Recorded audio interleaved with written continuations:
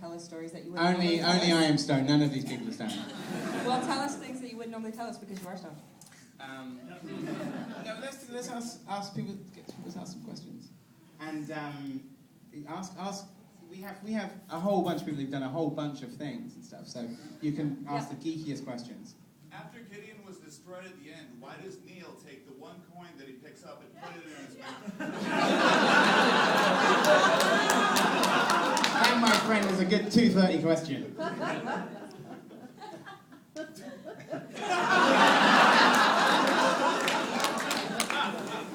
was drunk.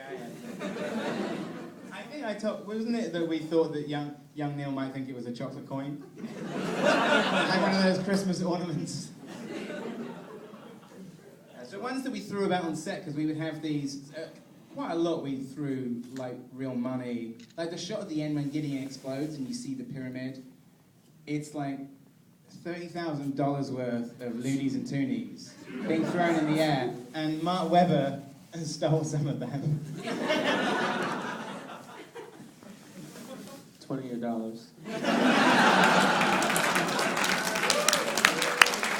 So when Steven Stills was putting, like quarters into his jacket at the end, he never gave them back.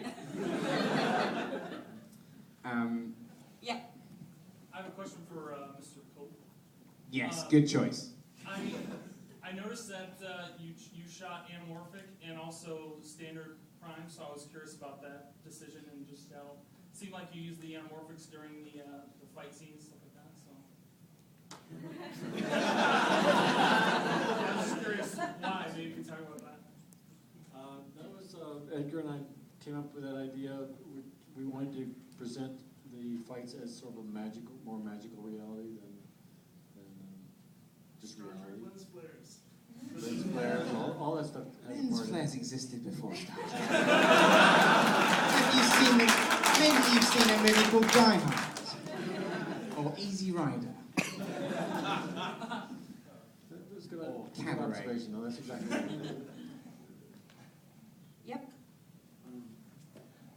This question is for Edgar. Could you talk a little bit about the editing process? Because, I mean, that it's the best use of split screen I've ever seen in a film. Brian De Palma would argue with that. Thank you. No. I mean, it was actually inspired a lot by kind of Brian De Palma, and even things like kind of Woodstock. You know, like I always think split screen is. Well, what me and Bill would be especially OCD about the split screen stuff, that in the split screens, usually the people are on exactly the same lens. Because sometimes you get in sort of split screens in films where people have done it as an afterthought, and you can kind of tell that it's not really thought out. But, you know, we would draw all of those things out, and it would make the setup count on the film kind of enormous, because, like, say that shot when Scott gets stabbed, and you see that 5-way split, you know, it's 5 different shots for like kind of a second of screen time, or less than a second.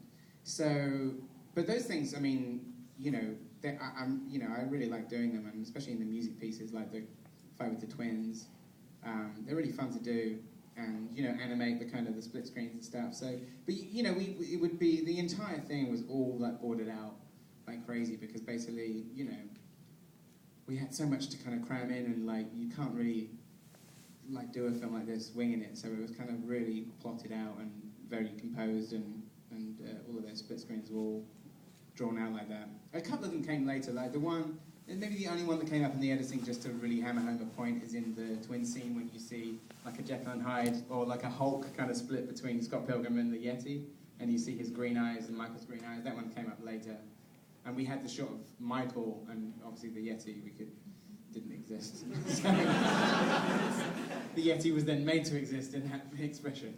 Way in the back. Yes, you, sir. Hi. Could I high-five Edgar and Michael like the vegan police? Yes. Yes, you can, but only on the condition that you run back to your seat in slow motion.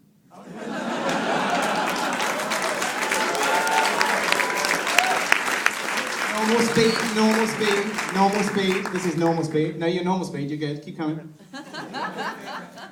1. You gotta jump. Oh, I You kind of skip over something. fucked it up. Michael can do better.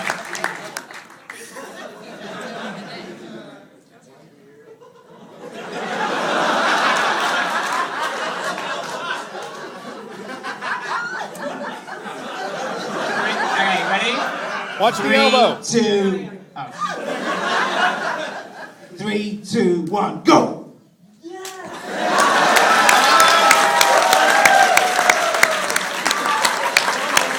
Run in slow motion. Slower. Slower. Now speed ramp. Zack Snyder it. Speed ramp. Speed ramp.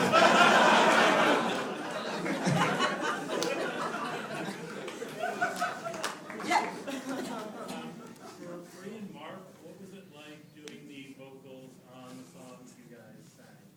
Oh, what? Sorry, I was laughing at you. What was it like doing the actual vocals on the songs that your characters sang? Intimidating? Yeah. You have to do it in front of Nigel. Well, Yeah. that's what I was going to get to. I had to be in a booth with headphones on, like a music video, with Nigel at the board going like, Jimmy let's Shaw try it." from Metric, his home studio. Yeah. I mean, Just this us and sounds, it Nigel. sounds like people probably here going, this isn't a problem at all. That sounds great. But it's very scary. I drank a lot of tea, peed a lot, mostly. It was also, I mean, it was really amazing, though, too. I mean, Nigel's amazing, obviously. Whoa, I mean, I don't know when I'm ever going to get an opportunity like that again. I know. But I don't know. I think it's also because we were singing songs that were written by such well-known and well-respected artists that have amazing voice. It just, you want to do it justice. Mm-hmm. But you sing, she sings. I mean, she's a singer. She's a really good singer. So. Mark, tell them about like doing guitar work in front of Nigel Godrich. Oh, the worst thing in the world. I would go and I'd feel like I was doing so well, and Nigel would say, "No, that's not good." Edgar, no, that doesn't really look. Can you do it like this? And it just was a terrifying, horrible experience.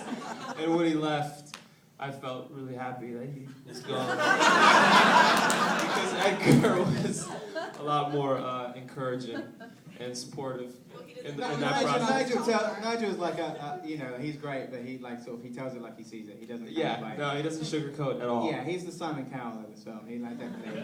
But then we had who knows the Canadian band Sloan? You know the band? Yes, you do. So the Clappers.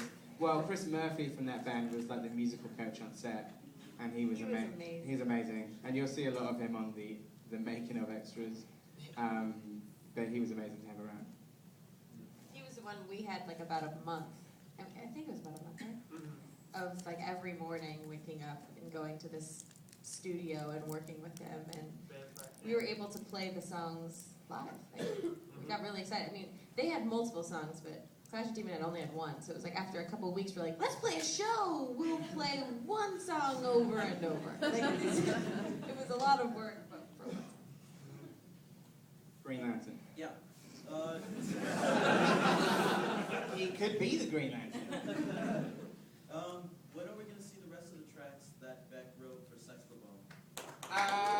Maybe they'll appear on something. I had to, we didn't put those ones on. There's two that aren't on the album, but maybe they'll appear at some point.